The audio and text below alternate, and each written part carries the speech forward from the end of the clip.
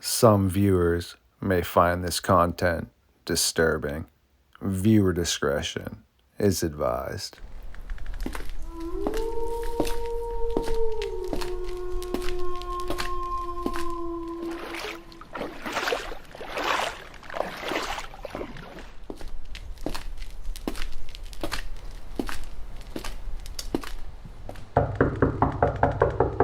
Who dares awaken me from my slumber? Todd Kmetz from the West Coast Dogman Vortex, aka the West Coast Dogman Project. This is amazing to see you stop in for an episode of Midnight Lycanthropy here on StarFox Radio. Yet, please allow me to attend to something.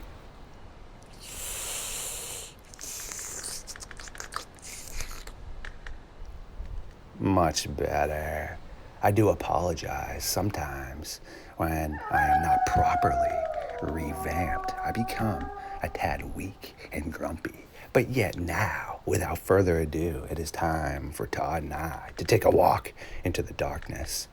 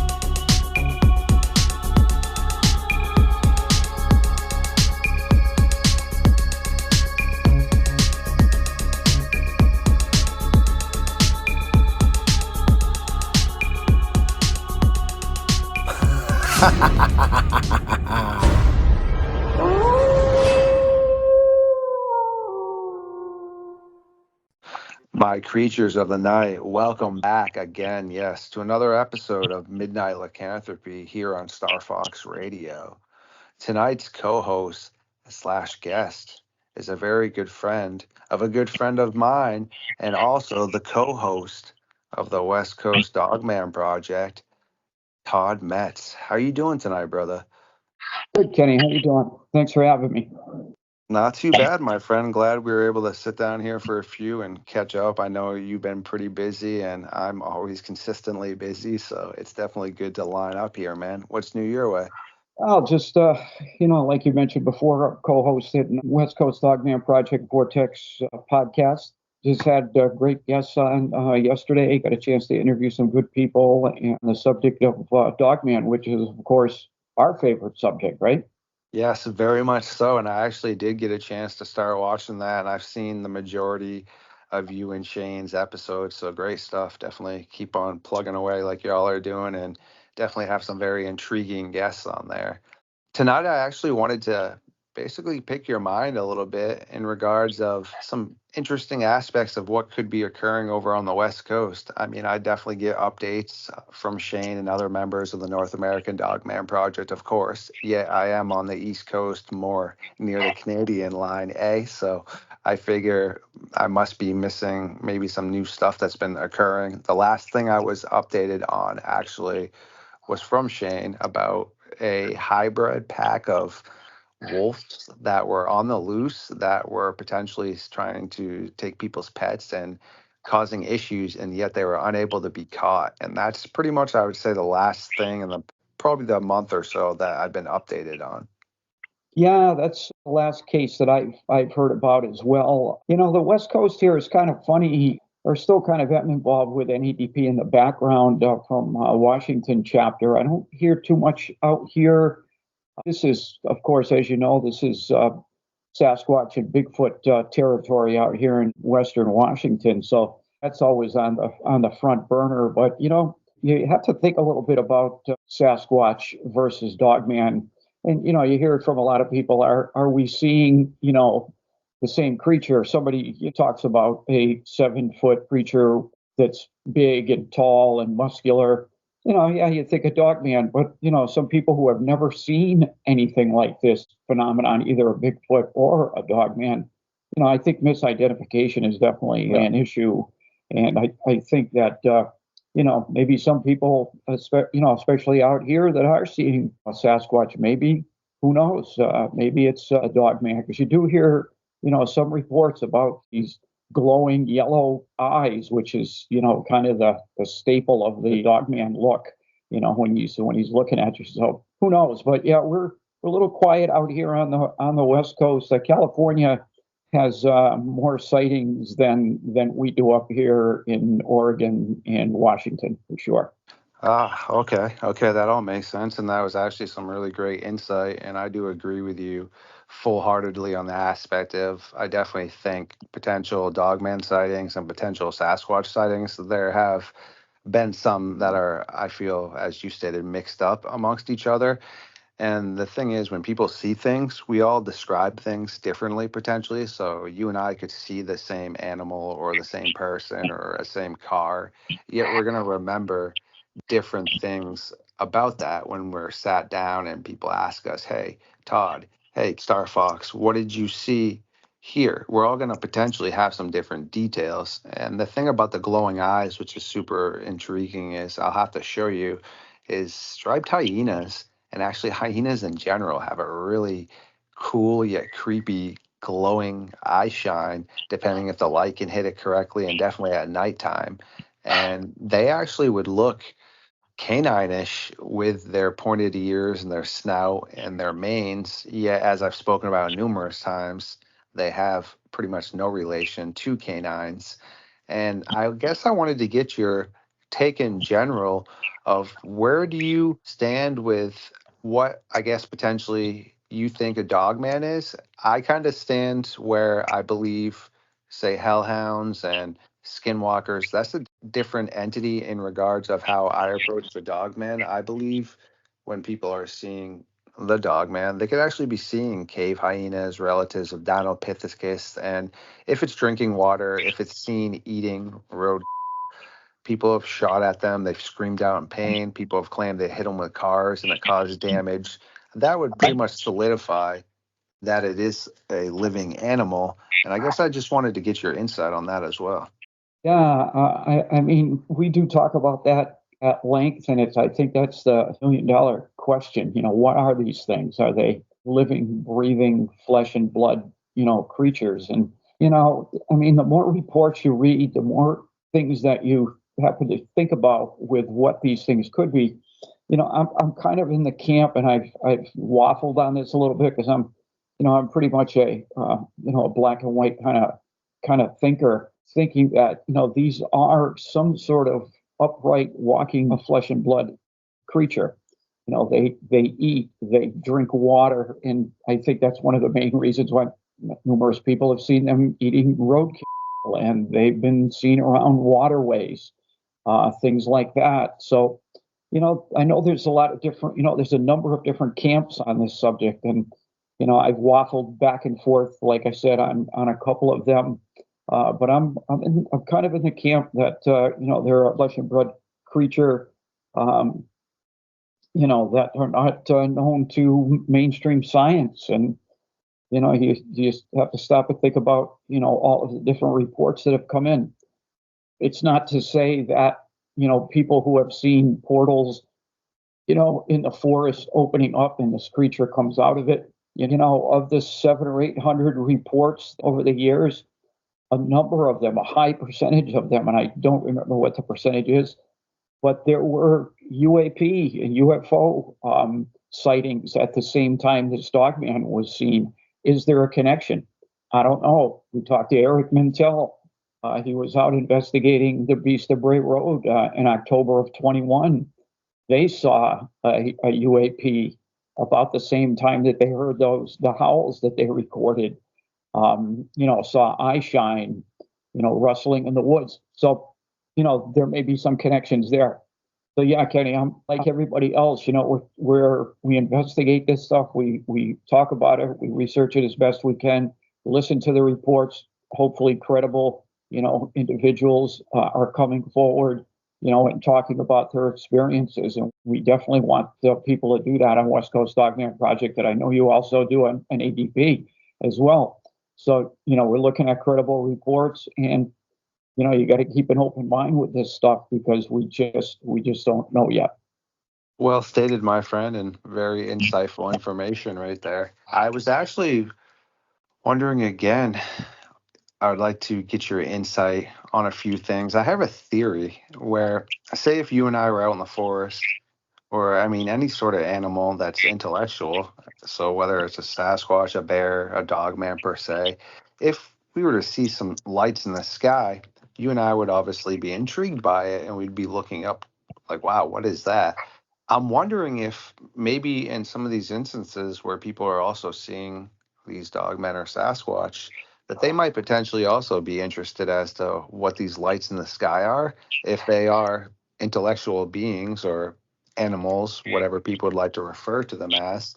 They must be well aware as to what's occurring around them, especially if they're able to articulate with their hands and set traps.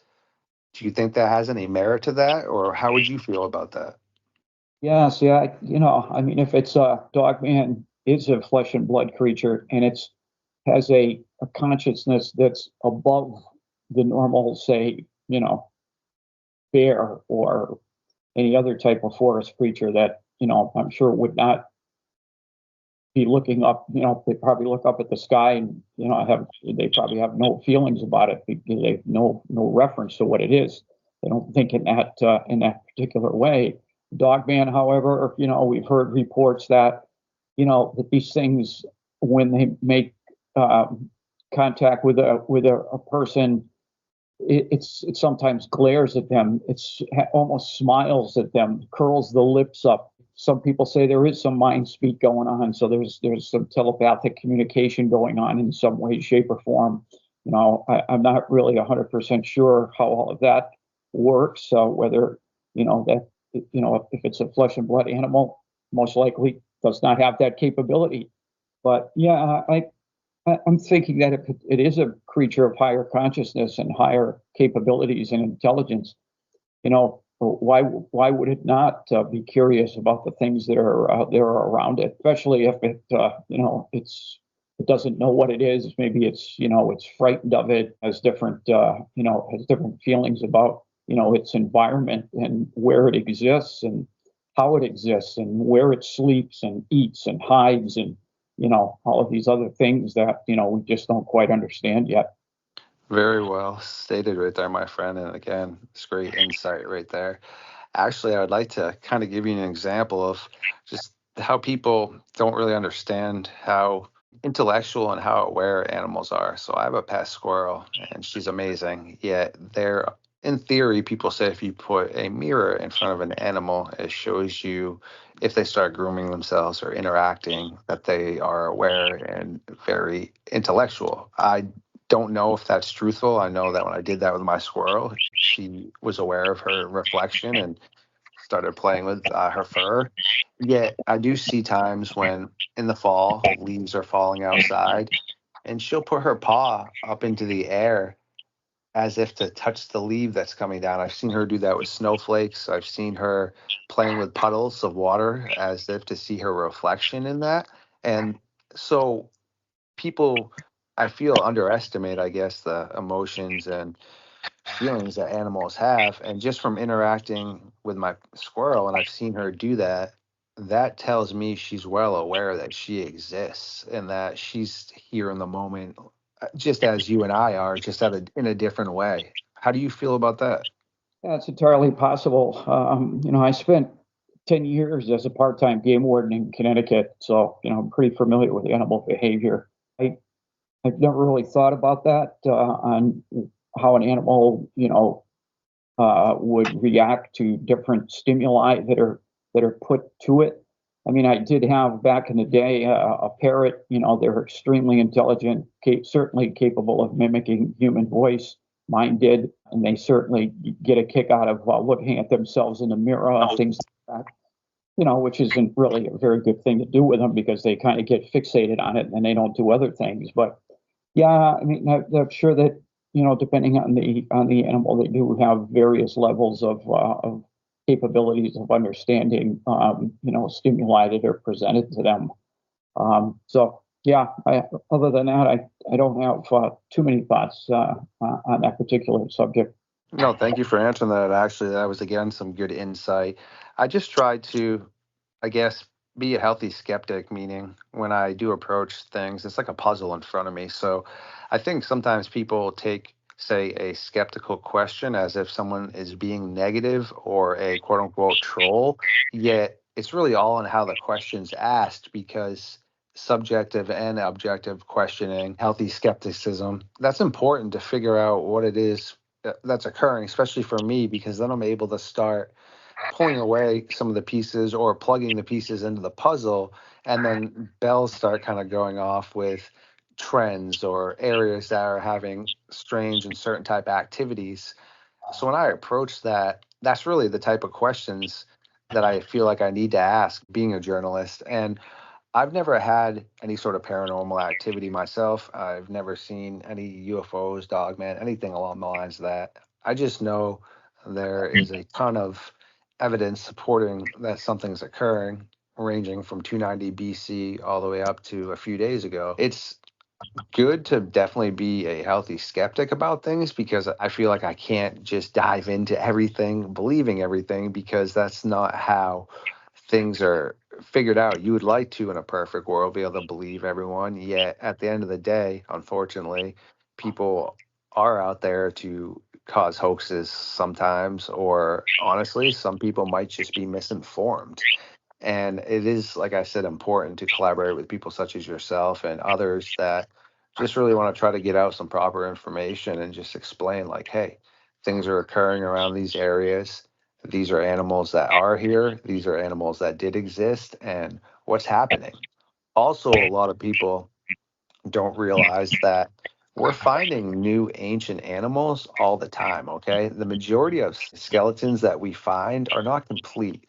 They are just portions of it. Yet we have to either understand how it would look and then continue to create the rest of the skeleton or take bits and pieces from other ones to get a consensus as to what this creature looked like.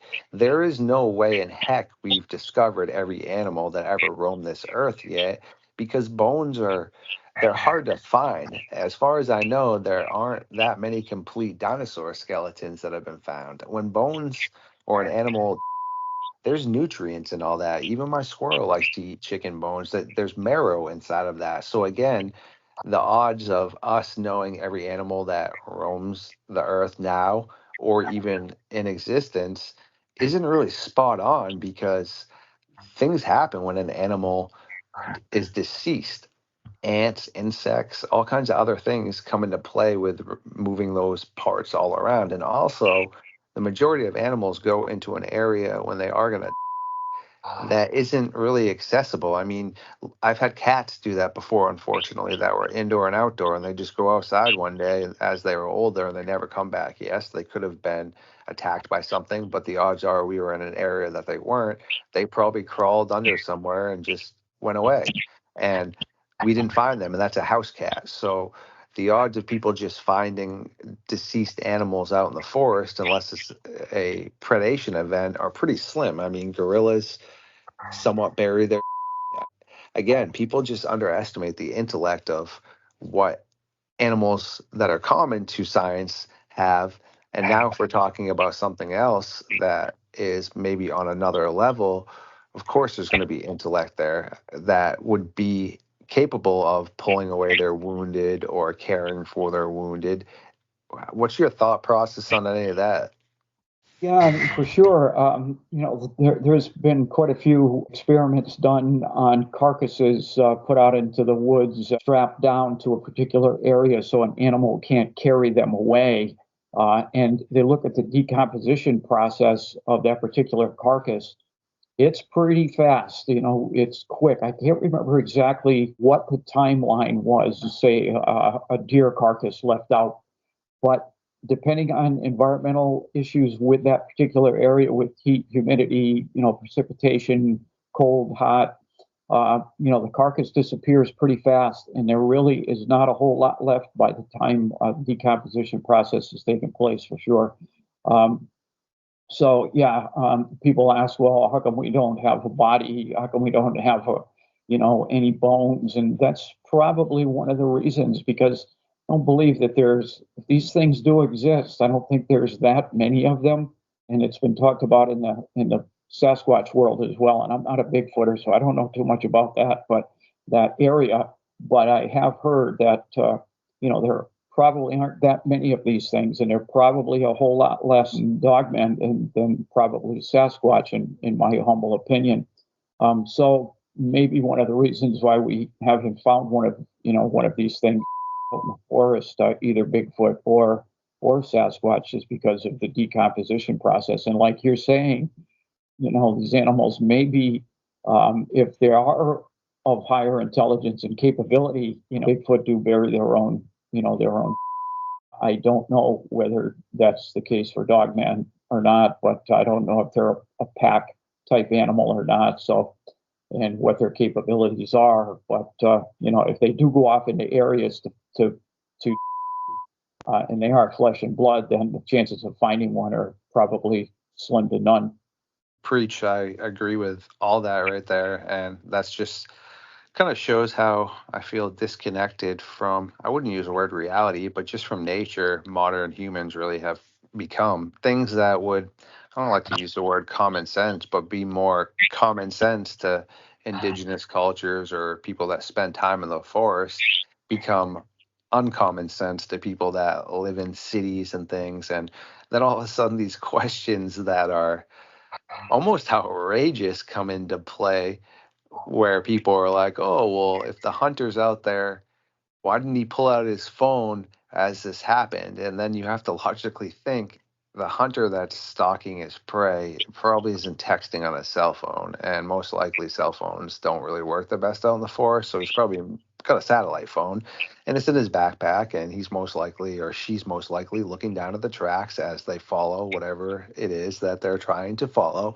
And then what do you have in your hand? Your weapon. Okay. So now if you see some sort of unknown creature up ahead, as you raise, we'll say, your rifle, he or she, once they see this, is now going to put their rifle down and pull out their phone and try to just get closer to get an image of this. Or say if you and I are in the forest and a massive bear comes towards us, are you and I going to just take your phone out and start recording? Or if you have a weapon in your hand, are you going to discharge it? These are the type of things that are almost common sense.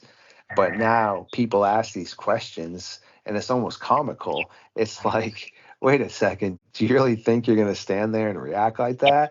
And then they also defer to things like TikTok and other of these platforms that have no credibility. And same thing, it just shows these people that are supposedly interacting with this apex predator is just as it's nothing.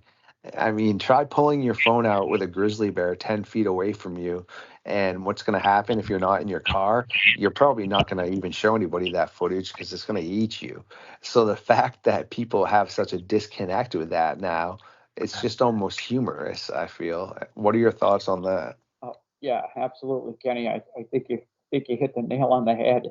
No, I have not had any direct grizzly bear encounters. I've hiked and been in Montana numerous times, and been in Yellowstone and the Gallatin National Forest and up in the Bitterroots, where grizzlies do and are there. And believe me, if one stepped out in front of me, the last thing I would think about would be taking out my cell phone and taking a picture or a video of this thing.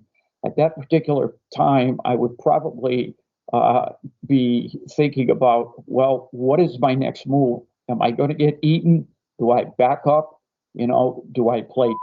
I've got a lot of things running through my head from the survivability factor. So if you see a 7 or 8 foot apex dogman predator, like you just mentioned, standing in the woods in front of you, the last thing you're probably going to do, unless you're out there for that particular time. And I've always said to people, where can I go to find a dogman?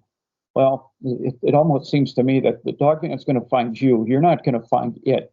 And if you do, you may not want to have that happen to you. But You're absolutely right. You're not going to be taking out your cell phone if you've got a 7 or 8 foot dogman standing in front of you. Probably be the last thing you're thinking about doing. Yeah, let's put down the backpack and rummage through our cell phone as we have to put down our weapon that we could have discharged to save ourselves. So, yes, no, 100% again. Preach. It's just the lack of, like I said, I hate to say it, but common sense sometimes. And again, when a lot of these encounters are occurring, people don't understand that maybe the mother and father that are out there with their children or just by themselves for a hike, maybe they have no idea about cryptids or anything like that. They don't know about casting. So wait a second, is it their fault now when they find a strange track that they were unable to, oh wait, hold on, let me put down my backpack and pull out my casting gear. Yeah, I have no idea even how to understand really what a footprint is, but yeah, I got all this plaster right here just because I carry it around all the time. Yeah, if you're out there for those purposes, sure, then you're going to be, like you said, having your camera out, having proper equipment. But the average individual, that's not their purpose out there. Like I said, if you're out there with your kids and your wife, your phone's probably in your backpack. Like, why, like you might pull it out for a second for a cool picture of maybe your child sitting on a rock, but is it the purpose? Is to be out there to enjoy nature and spend time with the people around you. Like I said, I think people forget that sometimes. And back to the fossil thing, look at like Megalodon. Granted, sharks are made out of cartilage. The only reason we even knew that existed is because of a few teeth that have been found. And correct me if I'm wrong, Gigantopithecus, same thing, was found by an explorer in a Chinese medicine shop where it was listed as, I believe, like a dragon tooth or something, and someone was just going to grind it up for some sort of medical use. And besides that, I think we only have a molar and a portion of that ape's skeletal remains. So again, we wouldn't even have known that existed if we don't have those few fossil remains. That's exactly right. And, you know, a lot of people, I believe, think that we've discovered everything that there is to discover out there. And I think you mentioned that at the beginning of the show, that we barely have really scratched the surface of finding what may be out there. We certainly have to keep an open mind to this phenomenon that we're talking about. And we say that on our show. Truth is out there. We got to keep looking for it.